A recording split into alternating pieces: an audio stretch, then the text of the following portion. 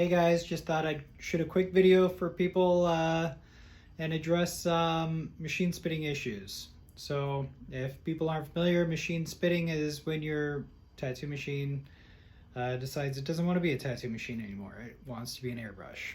So there are some things to think about. Maybe I can shed some light on your setup. I'm going to try and generalize this for everybody, not just needle tube, but for cartridge users as well. There's some other valuable information available.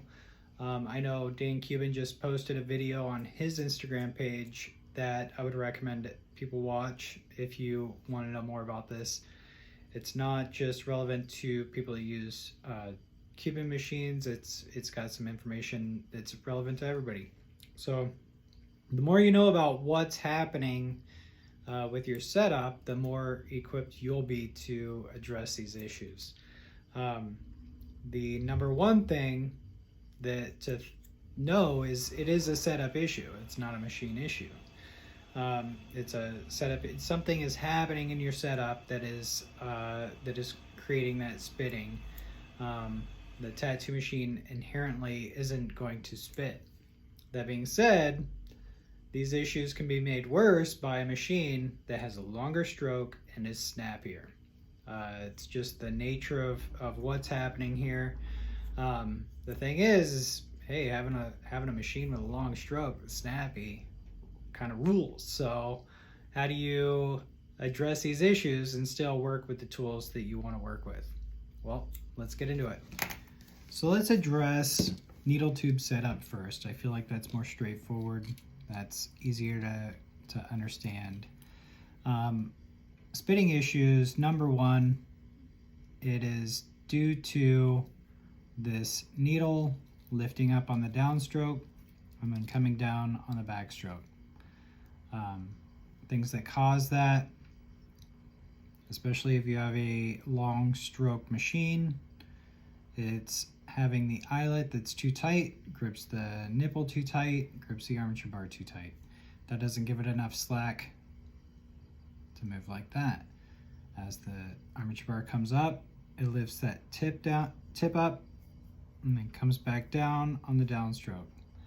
What that does is it lifts it up and it splashes into a puddle of ink in the tip of the tube, spraying it out of the tip. Ways to address that are rubber band tension. Adjust your rubber band, make sure that it's not getting pulled into the tube on the downstroke, but it's low and tight enough to where it helps keep that needle down. Take a look at your nipple. Is it too hard? Is it gripping? Is it too big? Is it gripping the eyelet too tight and not allowing it any kind of movement to pivot? Because it needs to pivot, especially on a long stroke machine. It needs to have a little bit of play like that. Give your armature bar a little bend. That helps increase the rubber band tension, but it also, with just the dynamics of the stroke, it helps bring that bring the tips of that needle down and keep it down. What I like to do is if I'm having any spitting issues at all, you can open up the eyelet. I know besides opening the eyelet up, sometimes I don't have a pair of pliers handy or a tool readily available, but I usually have paper towels, so I'll just swap that nipple out and use a paper towel. Paper towels usually have a little more play in it, and it's not a finely tuned tool, but it works, and it works really well. So I use shop towels. I'll fold it in half, rip off a little square, and just push that over my my armature bar. That works almost all the time. I've never had an issue with needle bar where we're addressing that pivot point and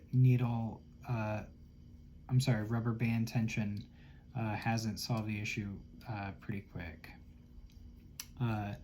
So to recap, needle bar bend and tension between the nipple and the armature bar and rubber band.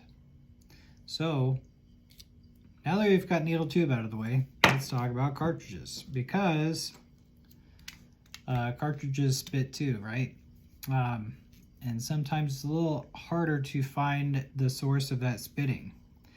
It is the same issue. It is the same phenomenon of that those needles coming up and then coming back down in that ink pool that is spraying ink out of the tip. And you say, but how can the needle cartridge move up and down? Well, I've got an assortment of cartridges here, and I'll just kind of show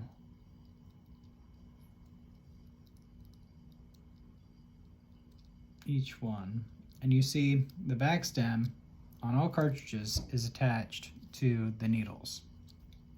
The housing attaches to the tube, and the back stem attaches the needles. So you can see all the play by wiggling that back stem, and each cartridge is made differently. My camera's not focusing on the cartridge, it just wants to look at my face. So, but you can see on all these cartridges, they all have a different amount of play.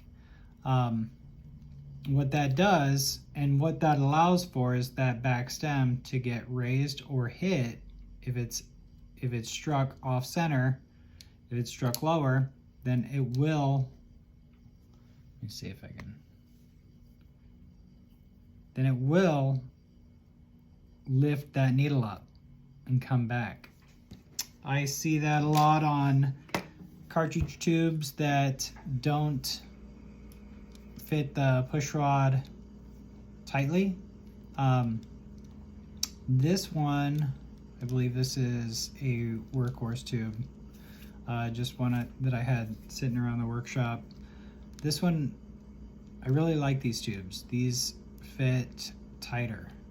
On some of these, you'll notice the push rod just bounces around in there.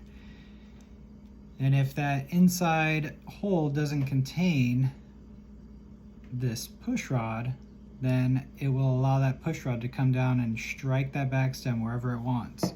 And a lot of times what it wants to do is hit it right on the bottom, lifting those needles right up and then down on the backstroke, creating spitting.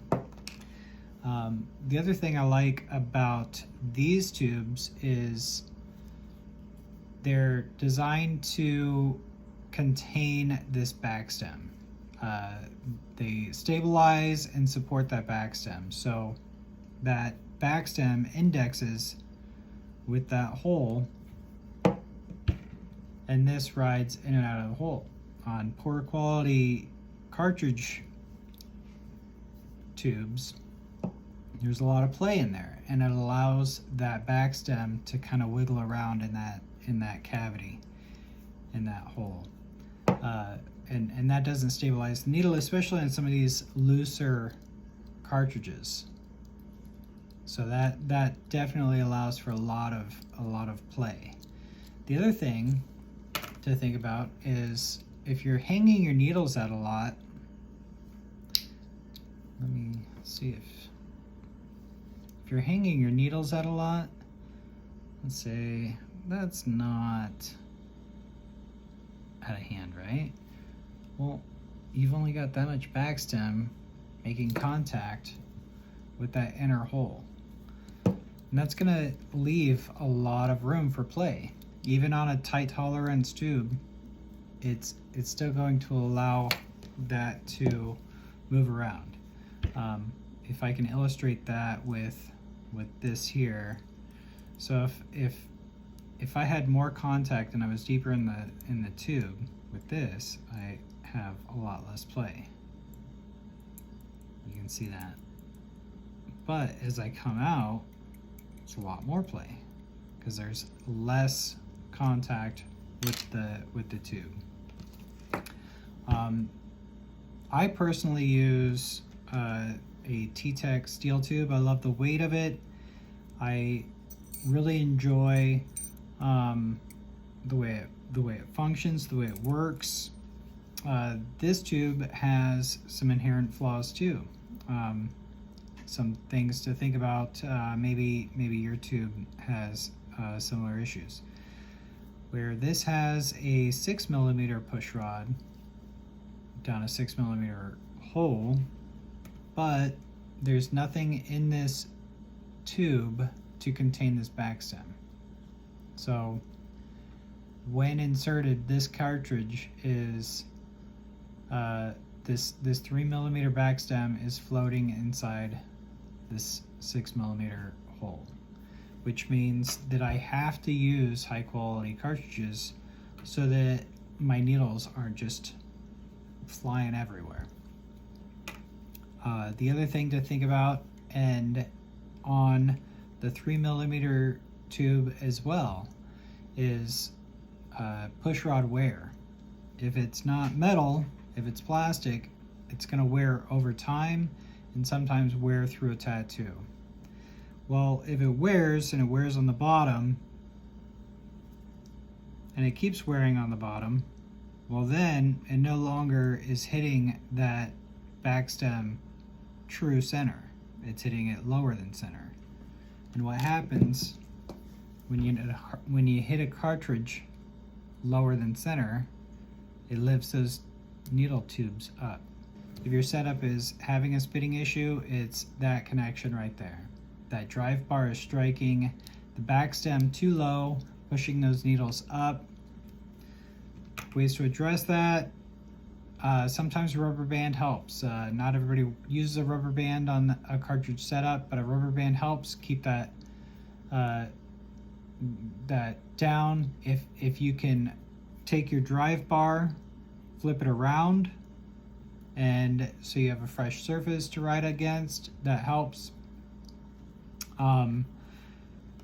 Sometimes you can't solve it with your current setup. Sometimes you gotta throw that cartridge away and hope for a better one out of the box. If you have a regular issue, start looking at other cartridges. Don't hook a super cheap Amazon cartridge up to a $1,000 machine. You're gonna have issues. All right, so what did we learn? Tattooing's hard. A lot of things to think about. So hopefully by watching this, you gain some insights, some things to think about if this ever becomes an issue for you in the future. And hopefully it gives you the ability to help solve these in a more systematic way. Just know that the solution is there. Just gotta find it. Thanks.